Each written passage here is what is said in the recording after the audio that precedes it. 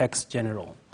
Let's move on. The government is awaiting a report on the swelling of lakes from a special task force constituted to look into the matter before it can compensate those affected.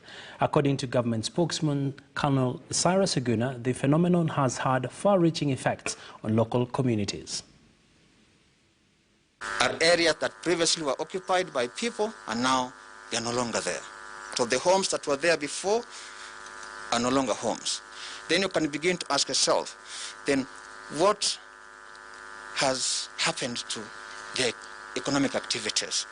Some of these areas had schools, had hospitals, had roads, had bridges that were used to facilitate movement as people engage in their day-to-day economic activities.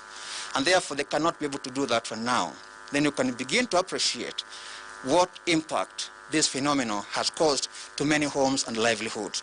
Indeed, some of them may have been rendered destitute and in abject poverty, simply because of a natural event, simply because of an issue that the government may not necessarily be able to place a hand and say, if we remove this, then this situation will be corrected immediately.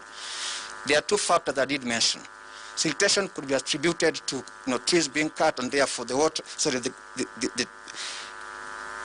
the soil is loose, and therefore when it rains, water flows into the lake. But the rains cannot be attributed to necessarily human action, and therefore there is human action, but there's also natural action.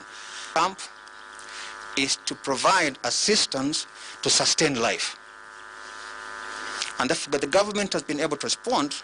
Not just national government, but even county government have responded by provision of what would sustain life, provision of food, and other basic necessities, non-food items, like mosquito nets, mattresses, and even drugs, including commodities that would promote containment measures against COVID, like sanitizers, face masks.